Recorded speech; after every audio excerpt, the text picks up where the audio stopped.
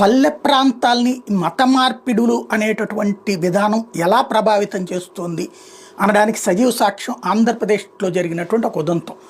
Bandar alias Machilipatnam దగ్గరలో ఉన్నటువంటి బుద్దాలపాలెంలో జరిగినటువంటి ఒక సంఘటన. వ్యక్తి ఎంతటి అహంకారంతో సీతారాములకు సంబంధించినటువంటి ఆలయం దగ్గర ఎలాంటి మాటలు మాట్లాడుతున్నాడు, మామూలుగా హిందూ ఆలయం దగ్గర అన్నటువంటిది ఒక్కసారి చూద్దాం.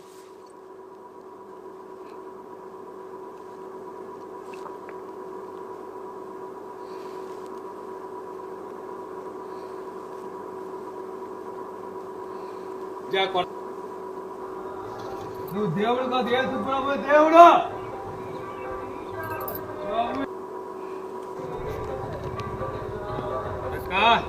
శ్రీరాముడు కాదు, రాక్షసుడు. నువ్వు దేవుడువా? నువ్వు దేవుడు నా కొడక, నువ్వు దేవుడువా? ఎందుగా పగ కొడతాను యేసు ప్రభు దేవుడు. ఇది ఆ ఊర్లో మొన్ననే శ్రీరామనవమికి ఊరు వాళ్ళందరూ కలిసి చేద్దామంటే మెజారిటీ అక్కడ మతం మారున్నారు.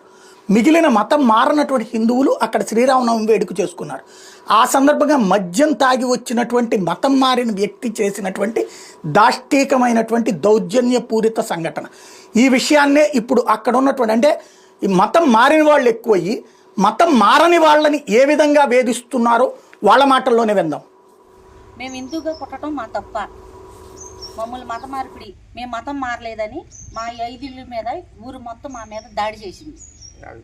50 మంది దాడి చేశారు మా పైన. శ్రీరామనవమి ఎందుకు చేయించారు? 2004లో గుడి మూతపడిపోయింది, ఎవరు చేయట్లేదు, కళ్యాణాలు చేయట్లేదు, మీరు ఎందుకు చేయాలి? ఎక్కడి నుంచి వచ్చారు? లేడీస్ ప్రైవేటు పార్టీల కాడి నుంచి మొత్తం అన్ని కోసేస్తాం, చీర్చేస్తాం అని చెప్పేసి బేభత్సంగా మాట్లాడారు. దేవుడి గురించి మమ్మల్ని గురించి మా అంతు చూస్తాము అని చెప్పేసి మాట్లాడుతున్నారు. చాలా అసభ్యకరంగా మాట్లాడుతున్నారు. పెద్ద పెద్ద కత్తులు తీసుకుని వచ్చారు. మొత్తం అందరూ కూడా మమ్మల్ని మేము భయభ్రాంతులయ్యి హిందూ ధర్మాన్ని ఆశ్రయించాము. మాకు రక్షణ కల్పించండి. సనాతన ధర్మం బతకాలి, సనాతన ధర్మం బతకాలి. జై శ్రీరామ్. ఎప్పుడు మేము పుట్టినా హిందూగానే పుడతాం, చచ్చినా హిందూగానే చచ్చిపోతాం. మేము మాకు న్యాయం జరగాలి, మాకు న్యాయం జరగాలి, మాకు రక్షణ కావాలి. హిందూ ధర్మాన్ని మేము బతికించుకోవాలి. 5 ఇళ్ళైనా 2 ఇళ్ళైనా మేము హిందూ ధర్మాన్ని బతికించుకోవాలి. మా పైన దాడులు జరుగుతున్నాయి, మీరు రక్షించండి మమ్మల్ని. మేము శ్రీరామనవమి చేసామని మా పైన దాడులు చేశారు. అన్ని పండుగలు చేసుకోవాలి. మేము పండుగ చేసుకుంటా కూడా భయం వేస్తుంది. మేము వణికిపోవాల్సి వస్తుంది. దాడులు చేస్తున్నారు, చెడగొడుతున్నారు.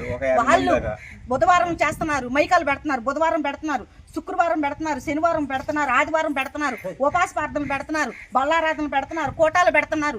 సంవత్సరానికి ఒక్కసారి వచ్చే శ్రీరామనవమి చేయకూడదా? సంవత్సరానికి ఒక్కసారి వచ్చే శ్రీరామనవమి చేయకూడదా? ఈ గుడికి మైకా కూడా లేదు. సంవత్సరానికి ఒక్కసారి మేము శ్రీరామనవమి చేస్తే మా పైన దాడి జరిగింది. హిందువులనే వాళ్ళందరూ ముందుకు రావాలి, మమ్మల్ని రక్షించాలి, హిందూ ధర్మాన్ని బతికించాలి. వాళ్ళ మాటలు నోటి అసలు చెప్పుకోలేకపోతున్నాం. మమ్మల్ని చాలా హింసించారు. మీకేం సంబంధం? ఏం సంబంధం ఉంది? శ్రీరామనవమి చేసే హక్కు మాకు లేదా? ఈ ఊర్లో పుట్టి ఈ ఊర్లో పెరిగి మాకు శ్రీరామనవమి చేసే హక్కు లేదా? ప్రతి హిందువు దేవాలయం ముందు కూర్చుని ఎక్కడైనా పండగ చేయొచ్చు, ఎక్కడైనా కార్యాలు జరిపించవచ్చు. ఈ ఊర్లో పుట్టి ఈ ఊర్లో పెరిగిన వాళ్ళకి హక్కు లేదు, ఎక్కడి నుంచో వచ్చిన వాళ్ళకి హక్కు ఉంది, అధికారం ఉందంట, మాకు లేదంట. వేరే ఊరు నుంచి వచ్చి చర్చి కట్టుకుని ఆయన ఊరు మొత్తాన్ని మత మార్పిడి చేయొచ్చు. మేము మారలేదని చెప్పి మమ్మల్ని మారాలని అడిగారు. మేము మారలేదని చెప్పి నువ్వు కళ్యాణం చేయటానికి నీకేం సంబంధం ఉంది? ఊరు ఆడపడుతుంది. నేను కళ్యాణం చేసే హక్కు నాకు లేదంట, నేను చేయకూడదంట కళ్యాణం శ్రీరామనవమి. నేను క్రిస్టియన్ పర్మిషన్ తీసుకుని శ్రీరామనవమి చేయాలంట. నవమి చేయాలంటే వాళ్ళ పర్మిషన్ తీసుకోవాలంట. ఎక్కడ దేవుడు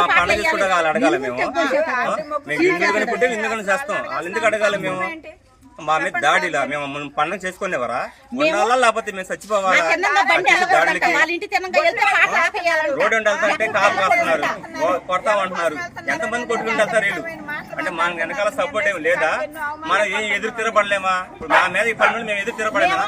మేము 5 సరే 100 మందికి సంబంధం చెప్తాం. 5 ఉండి పండుగ చేసాం,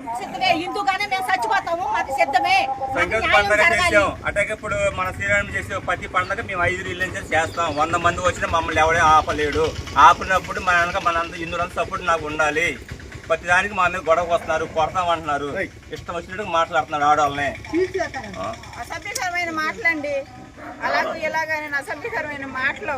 నా కొడుకు ఎదురుకుండా నేను అసభ్యంగా మాట్లాడితే మా పిల్లాడు కొడుకు వెళ్ళాడు వాళ్ళని.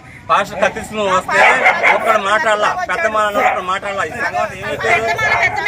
చెప్పుకునే ప్రతి ఒక్కరు గుడి అయిపోతే వచ్చి ఒక కొబ్బరికాయ కొట్టిన వాళ్ళు ఉన్నారా? ఈ దారిని 10 సార్లు తిరిగే వాళ్ళు ఏ రోజైనా గుడి తుడిచారా? గుళ్ళో ముగ్గేశారా? కొబ్బరికాయ కొట్టారా? ఏమైనా చేశారా? ఎవరు చేయలా మేమే. కరెంట్ లేదు. ఇన్నాళ్ళు ఏమయ్యారు? ఆ పెద్ద మనుషులంతా ఏమయ్యారు? కరెంట్ లేదు, గుడి కాలిపోతుంది, మొత్తం పెయింట్లంతా ఊడిపోయింది, ఎట్టాగో అయిపోయింది. మేము చిన్నప్పుడు ఆడుకున్న గుళ్ళని గుడిని చూసి ఏడ్చి నేను ఈ ఊరు వచ్చి 4 సంవత్సరాలు వచ్చి మాకు సపోర్ట్ ఉంటుంటే కాపులు ఇంటికి వచ్చారు, మానవ దగ్గర వాళ్ళ మీద గొడవలు పెట్టేస్తారు. కళ్యాణం జరిపించానని నా మీద కొడతాకు వచ్చారు వీళ్ళందరూ కత్తిలేసుకుని. నేను కళ్యాణం చేయడం తప్పండి దేవుడు.